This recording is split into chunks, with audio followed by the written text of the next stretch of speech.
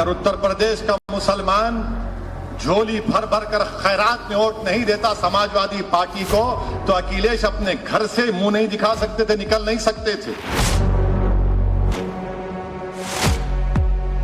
कभी आईने में अपना चेहरा देखो समाजवादी पार्टी के नेताओं। तुम्हारा अखिलेश, तुम्हारा भैया, जो तुम उसकी गुलामी कर रहे हो, तुम्हारा मुकद्दर सिर्फ दरी बिछाना है।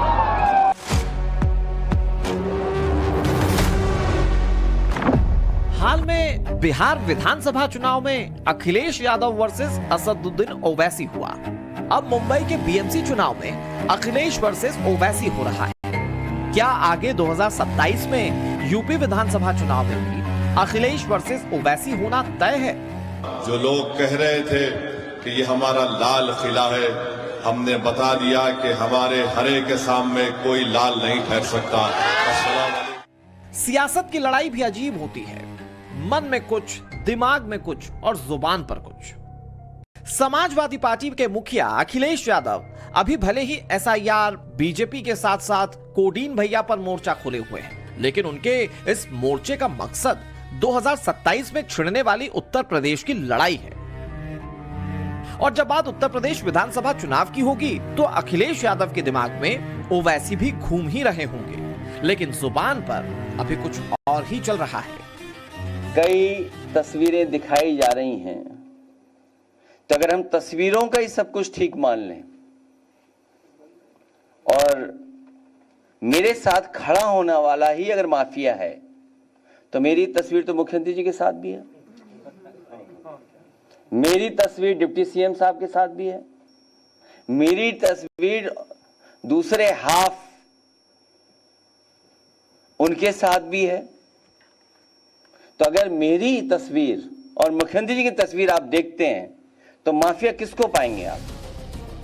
यह अखिलेश यादव का सबसे नया बयान है। इस बयान में उनके जुबान पर भले ही उत्तर प्रदेश के मुख्यमंत्री या उप मुख्यमंत्री हो, लेकिन एक और नाम उनके जहन में बार बार दस्तक जरूर दे रहा होगा।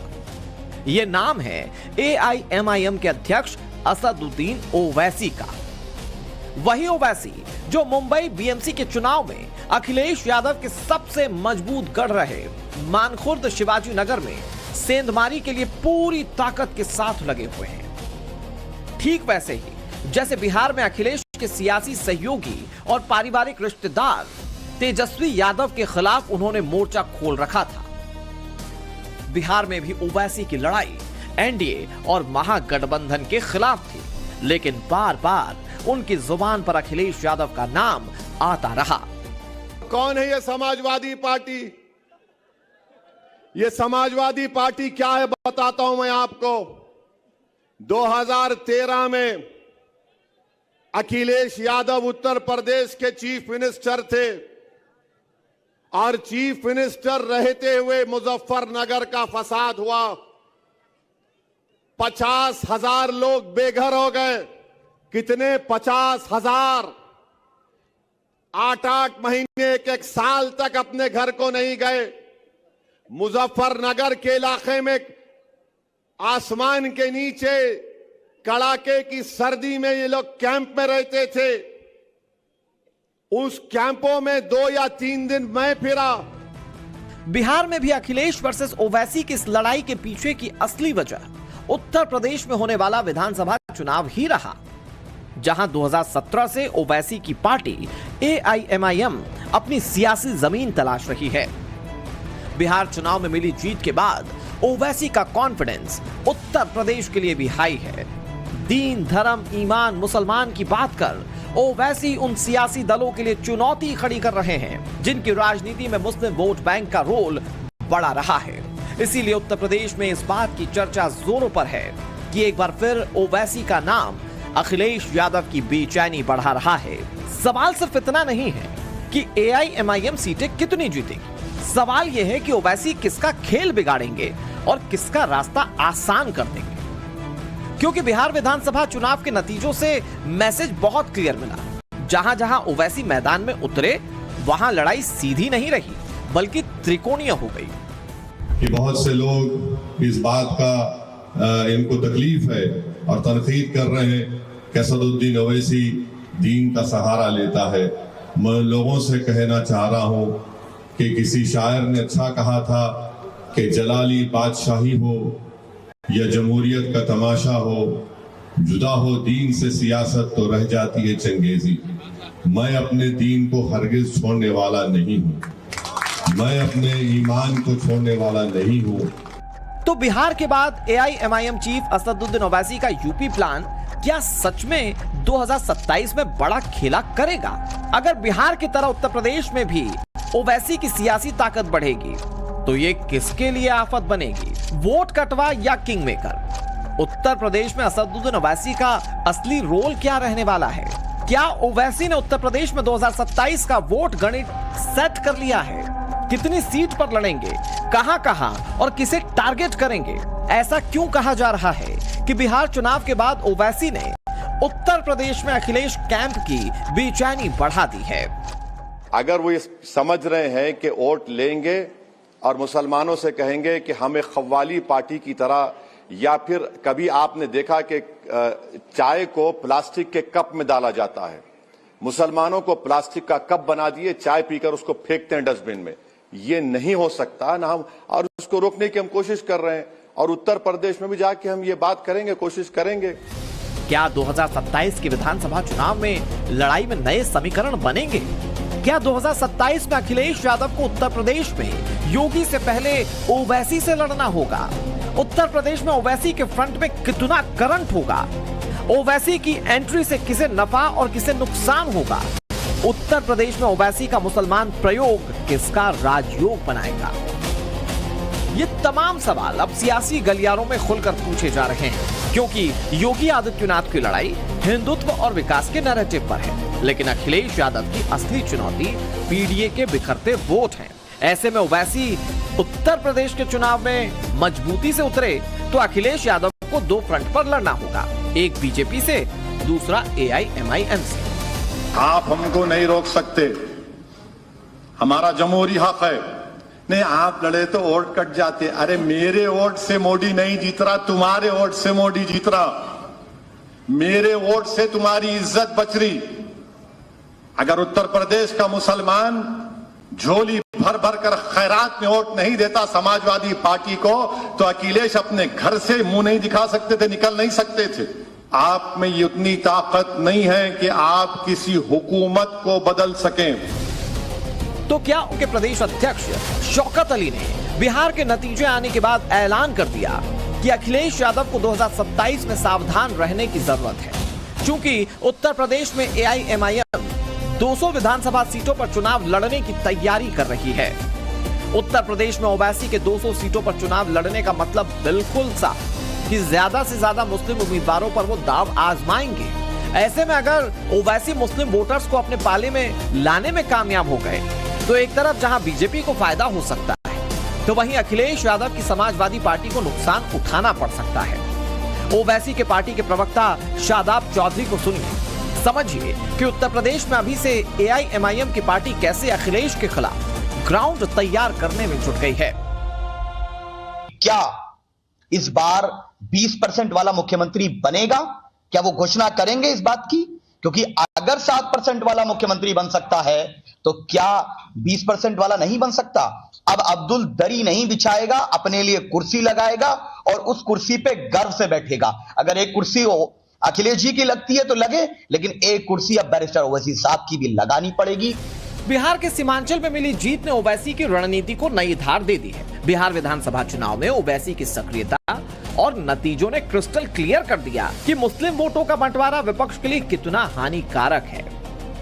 पूर्वी बिहार के सीमांचल में एआईएमआईएम के बम्पर उछाल ने मुस्लिम बाहुल सीटों पर महागठबंधन के उम्मीदवारों को पटखनी दे दी है और मुस्लिम वोट में हुए बंटवारे का फायदा सीधे एनडीए को मिला है।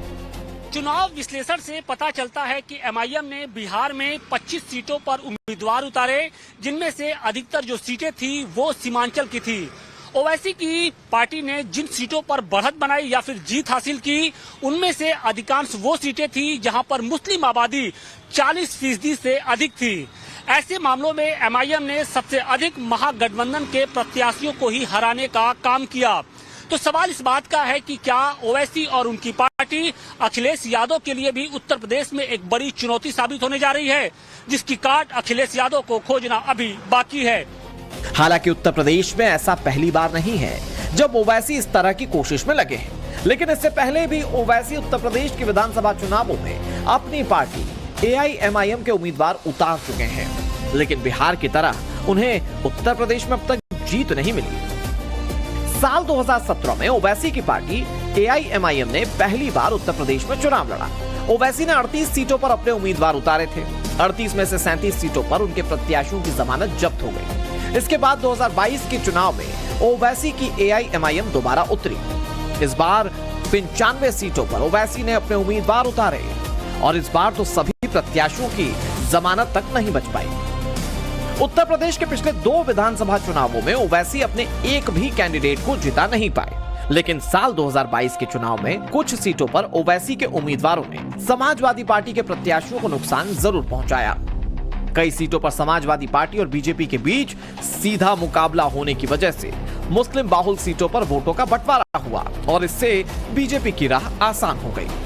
2027 में ओवैसी की पार्टी पश्चिमी उत्तर प्रदेश के साथ साथ अवध की मुस्लिम बाहुल सीटें और पूर्वांचल के सीमांचल पैटर्न वाले इलाके में ताल ठोकेंगे। उत्तर प्रदेश में 107 विधानसभा सीटों पर मुस्लिम मतदाता चुनावी नतीजों पर असर डालते हैं। यूपी की 73 सीटें ऐसी जहां मुसलमान 30% से ज्यादा हैं और 3 दर्जन विधानसभा सीटों पर मुस्लिम उम्मीदवार चुनाव जीतते रहे हैं।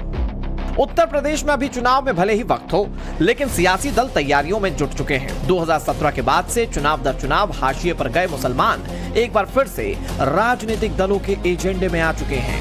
ऐसे में अगर ओवैसी यूपी के इन मुस्लिम बाहुल सीटों पर बिहार की तरह उतर गए तो अखिलेश का क्या होगा? दावे तो ये भी किए गए कि इसी को ध्यान में रखते हुए अखिलेश यादव ने बिहार में 25 रैलियां की, वो भी तब जब बिहार में समाजवादी पार्टी का एक भी प्रत्याशी चुनाव नहीं लड़ रहा था। जाहिर है अखिलेश का मकसद महागठबंधन के लिए वोट मांगना तो था ही, ओवैसी को रोकना उससे बड़ा चैलेंज था। इसके लिए अखिलेश ने अपने मुस्लिम सांसद इकरा हसन को भी बिहार चुनाव में प्रचार के लिए उतार दिया। हालांकि इसका कोई खास असर नहीं हुआ। आप लोग गठबंधन को जिताकर यहाँ से भाजपा को उखाड़ फेंकेंगे तो अगले साल जब हमारे यहाँ चुनाव आएगा हम आपकी मिसाल देकर वहाँ भी यही काम करने का काम करेंगे।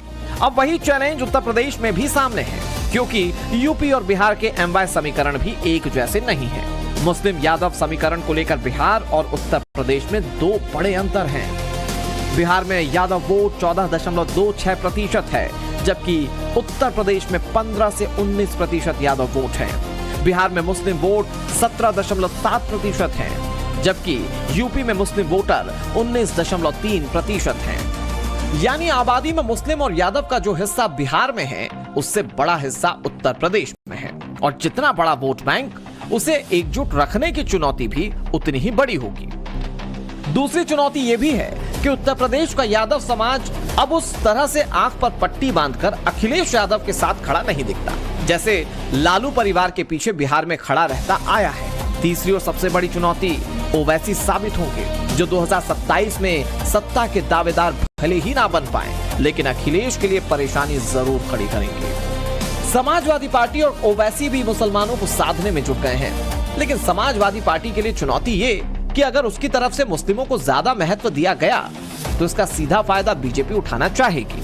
इसीलिए सीमांचल में ओवैसी की जीत उत्तर प्रदेश में लगातार मुस्लिम वोट पाने वाली समाजवादी पार्टी के लिए चुनौती साबित हो सकती है। वो राजनीतिक नैरेटिव को भी शिफ्ट कर सकते हैं। इसीलिए सवाल ये नहीं कि ओवैसी कितनी सीटें जीतेंगे, सवाल ये कि उनकी मौजूदगी किसे सत्ता से दूर कर देगी। और यही सवाल अखिलेश यादव के कैंप के लिए सबसे बड़ी बेचैनी है। For more of such videos, do like, share and subscribe to ET Now Swadesh.